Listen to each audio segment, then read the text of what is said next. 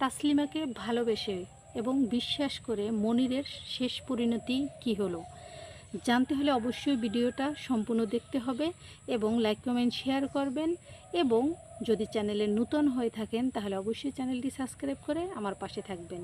প্রিয় বন্ধুরা, 1982 সালের একটা বাস্তব ঘটনা।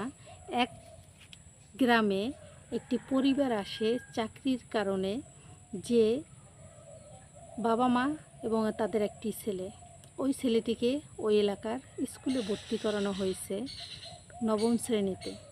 ওই স্কুলের অষ্টম শ্রেণীতে পড়ুয়া এক বালিকার সাথে তার মনের ভালোবাসার একটা প্রলয় সৃষ্টি হয়েছে মনিরের মনে। একটা সময় সেই ভালোবাসার প্রলয়ে একটা সময় সেই মেয়ে তাসলিমার উপরে গিয়ে সেই ভালোবাসার ঝড়টা পড়ে। তখন সেই তাসলিমাও তাকে সদরে গ্রহণ করে। তাদের শুরু হয়ে যায় টিপটিপ করা ভালোবাসা এবং বিশ্বাস। কারণ 1990 দশকের যত ভালোবাসা, যত মানুষের প্রত্যেকটা বিষয়ে যে বিশ্বাস আস্থা ছিল, যেটা এখন স্মার্ট 2000 শতাব্দীতে নেই। যাই হোক, এরকম করে তাদের ভালোবাসার সম্পর্কটা গড়িয়ে গড়িয়ে মাসের পর মাস, বছরের পর বছর এরকম চলে যাচ্ছে। একটা সময় টুকটাক এলাকাবাসী জেনে যাচ্ছে তাসলিমা মনিরের ভালোবাসা। একটা সময় ছেলেটার এসএসসি পরীক্ষার সময় হয়, তখন তার ফ্যামিলির বাবা মা জেনে যায় তার ছেলের এবং সেই তাসলিমার ভালোবাসার ঘটনা। যেটা শোনার পরে সেই ছেলের বাবা কখনোই মেনে নিতে পারেনি। কারণ ছেলের যে পরিবেশের পরিস্থিতি এবং স্ট্যাটাস ছিল, সেই অনুপাতে ওই মেয়ে তাসলিমার পরিবার ছিল খুবই হতদরিদ্র। তাই এই বিষয়টাকে তারা কখনোই মেনে নিতে পারেনি এবং ছেলে মেয়ের বয়সের ব্যাপারটাও একটা বিষয় ছিল। যাই হোক, একটা সময় ছেলের পরীক্ষা শেষ হওয়ার পরে বাবা মার প্ল্যান ছিল যে ছেলেকে নিয়ে ওখান থেকে চলে যাবে। যে ভাবনা সেই কাজ, চলে গেল। কিন্তু যখন চলে যাবে পরিস্থিতি হয়েছে, তখন ওই মনির টের পেয়েছে যে তার ভালোবাসার কথা জেনে তার বাবা মা ওখান থেকে তাকে নিয়ে সরে যাবে। এজন্য তাসলিমাকে সংবাদ দিল তার সাথে যেন একটু দেখা করে। শেষ দেখা নাকি আরও দেখা হবে আল্লাহই জানে, কেউ জানে না। তখন হলো তাসলিমা মনিরের ওই পর্যন্ত শেষ দেখা। শেষ দেখায় একটা কথাই মনির তাসলিমার হাত ধরে বলেছে যে, তাসলিমা, আমি যদি এই পৃথিবীতে বেঁচে থাকি, সজ্ঞানে থাকি, তাহলে আমি আজীবনই তোমারই থাকব। আর তুমি যদি আমাকে ভালোবেসে থাকো, তাহলে তুমি সেই ভরসা এবং বিশ্বাস নিয়ে অপেক্ষায় থাকবা আজীবন আমার জন্য। তাসলিমা সেই প্রস্তাব মেনে নেয় এবং একটা সময় তাদের যোগাযোগ বিচ্ছিন্ন। ছেলের পরিবার ছেলেকে নিয়ে চলে যায় অনেক দূরে, অনেক দূরে, অনেক দূরে। এতটাই দূরে যে দেশ থেকে বিদেশে ওই ছেলেকে পার করে দেয়। পড়াশোনা করার পরে সে চাকরি করার সন্ধানে নেমে যায়। এদিক থেকে মেয়ের পরিবার, বুঝতেই তো পারেন, বাংলাদেশ বা দেশের একটা মেয়ে যখন তার বিয়ের বয়স হয়, তখন যদি তাকে বিয়ে না দেওয়া হয়, তখন তার পরিবারে, তার পরিবেশে, তার সমাজে কী পরিমাণে চাপ ক্রিয়েট করে। তো এরকম যন্ত্রণা গঞ্জনা সহ্য করতে হচ্ছে তাসলিমাকে। অনন্ত সময় অপেক্ষা করতে আছে মনিরের জন্য, কিন্তু মনিরের কোনো নাগালি নেই। চিঠি দিবে, ঠিকানা নেই। অপেক্ষায় আছে কিভাবে তাদের আবার মিলন হবে, আদৌ কি মিলন হবে। প্রিয় বন্ধুরা, বিশ্বাস নিয়ে কিন্তু তাসলিমা বেঁচে আছে, বিশ্বাসের আস্থা নিয়ে মনির বেঁচে আছে। কে কোথায় আছে কেউ জানে না, একমাত্র সৃষ্টিকর্তা ব্যতীত। একটা সময় তার পরিবারের সকল ছোট ভাই বোনদেরও বিয়ে শাদী হয়ে যায়। তখন সে পরিবারে খুঁটা হয়ে যায়, গ্রাম্য ভাষায় যেটাকে বলে। যে সেই মেয়েটার পরিবেশ পরিস্থিতিটা এতই ভয়াবহ ভয়ঙ্কর ছিল যে তাকে অনেকেই অনেক কথা বলতেছে, অনেক খারাপ কথা বলতেছে, বিভিন্ন সমস্যার সম্মুখীন হয়েও তাসলিমা বেঁচে আছে সবার মাঝে। এবং তার মনে বিশ্বাস ছিল যে তার ভালোবাসা মিথ্যে নয়, তার ভালোবাসা যদি সত্য হয় তাহলে অবশ্যই তার ভালোবাসার মানুষটিকে সে খুঁজে পাবে। এরকম করে মাসের পর মাস, বছরের পর বছর চলতে থাকে, চলতে থাকে, চলতে থাকে।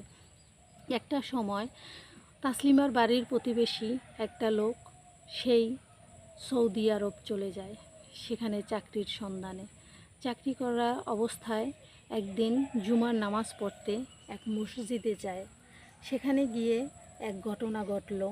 সেখানে নামাজ পড়া শেষে সে ইমাম সাহেবকে দেখে অবাক হয়ে যায় যে এই ইমাম সাহেবকে তো তার অনেক পরিচিত লাগে। তখন ইমাম সাহেব লক্ষ্য করল যে তার এই যে লোকটা তাকে এত ফলো করছে কেন। তখন নামাজ শেষে বলল যে তুমি দাঁড়াও, তোমার সাথে কথা আছে।